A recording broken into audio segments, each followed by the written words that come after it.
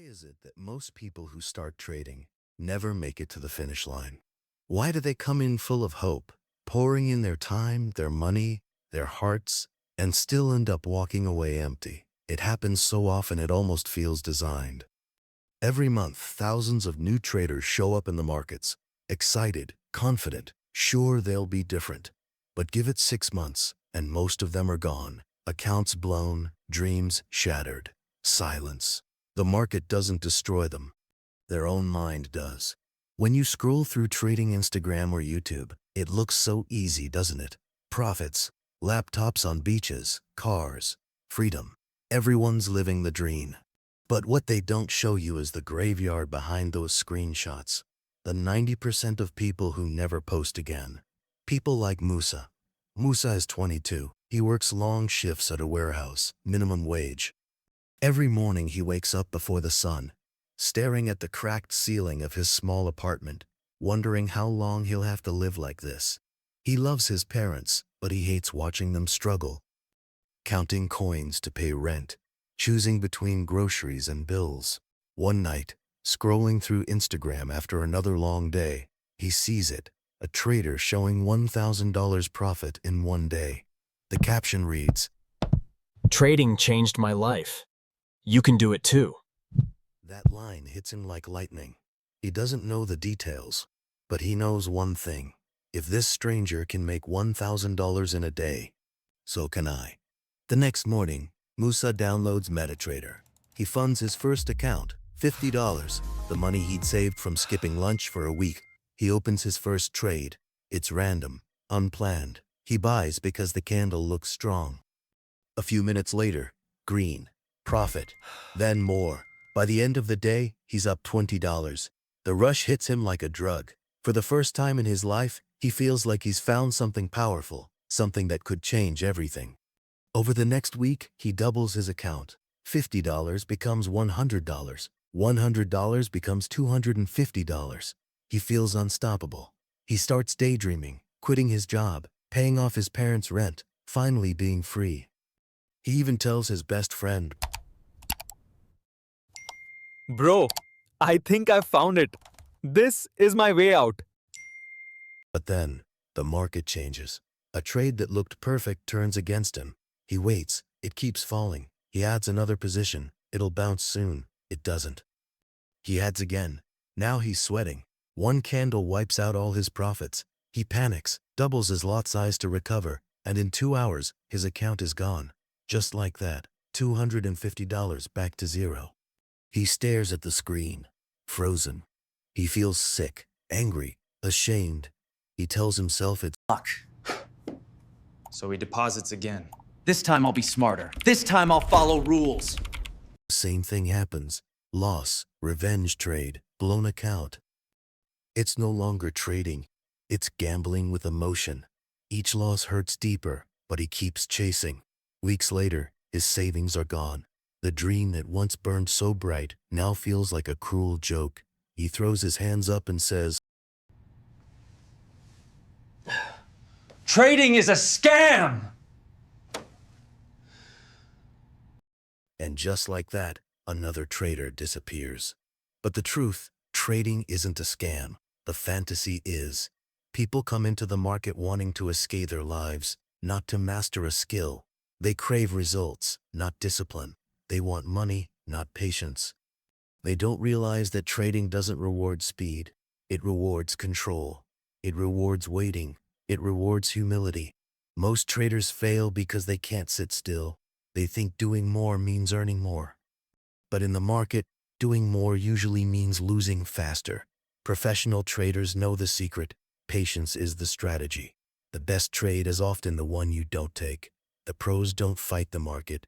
They wait for it. They spend 90% of their time waiting and 10% acting. That's the paradox of trading. The less you do, the more you make. It's not exciting, it's not flashy, but it's real. If Musa had learned that early, that trading isn't about predicting, it's about preparing, he'd still be in the game. Because the traders who make it aren't the smartest, or the fastest, or even the most experienced. They're the ones who stay, who can lose, learn, and still show up the next day, calm, focused, patient. That's the real skill. That's what turns patience into profit. So if you're still here, still learning, still watching, remember this: you're not in a race. You're in a marathon of mindset. Patience isn't weakness, it's your edge. It's the difference between chasing luck and building legacy. Because the truth is, 90% of traders fail, not because the market beats them, but because they quit before they ever learned how to wait. But here's the cruel irony. Most people quit right before the breakthrough. Trading is like digging for gold. At first, you swing the pickaxe with excitement. Every strike feels like progress. But after hours of effort, your arms ache, your back hurts, and you still haven't struck anything. So you drop the pickaxe and walk away, not realizing the gold was just a few feet deeper. In trading, the gold is consistency. It doesn't show up in your first month or even your first year. It comes slowly after you've survived enough mistakes, enough setbacks, enough painful lessons. But since most people quit too soon, they never get to see it. Imagine if Musa had kept going. If instead of quitting, he slowed down, studied his mistakes, and treated trading like a craft instead of a lottery. Within a year or two, he could have found consistency. Within 5, he could have mastered his edge. But he didn't last long enough to find out. And that's the story of most traders. They leave right before the transformation. Trading success isn't about being the smartest, or the fastest, or even the luckiest. It's about being the one who stays in the game. Every profitable trader has scars. They remember the blown accounts, the sleepless nights, the shame of losing money they couldn't afford. But those moments shaped them. They forged patience. They built resilience. And that's what separates survivors from statistics. The ones who quit never gave themselves that chance. So when people ask, why do most traders fail? The answer is simple. They quit too soon. They let pain convince them to stop instead of letting it teach them to grow. They wanted success faster than reality could give it to them. And when it didn't come on their timeline, they walked away. The tragedy isn't that trading is hard. The tragedy is that most people give up right when they were closest to making it work. Because if you strip everything else away, the market only rewards one thing: time in the chair. The longer you stay, the more you learn. The more you learn, the better you become. And the better you become, the closer you get to consistency. Most traders quit during the storm, but a few stay long enough to see what's on the other side. And what they find there isn't magic, it's mastery. The first thing they learn is that consistency isn't built through winning, it's built through not breaking when you lose. Every blown account, every wrong trade, every sleepless night, those are the tuition fees of the market. Most people pay the price and walk away, but the ones who endure, they start to realize something profound. Trading isn't about predicting what the market will do next. It's about managing who you become in the process. At first, they think consistency means perfect entries and perfect exits. But soon they learn, consistency is a reflection of character. It's waking up and following your plan when you don't feel like it. It's journaling the losses you'd rather forget. It's taking the same setups over and over again, even when you're tired, even when your ego wants revenge. The market slowly shapes you into someone patient, humble, and emotionally balanced. That transformation doesn't happen in a month. It happens through repetition, through thousands of small acts of discipline.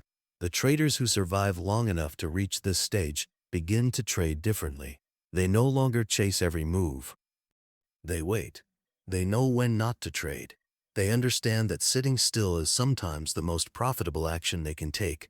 Their charts look simpler, their screens are quieter, their minds calmer. While new traders chase dopamine, seasoned traders chase data patterns, structure, and probabilities. They trade less, but win more. Because consistency isn't about more trades, it's about better decisions. I've seen it happen countless times.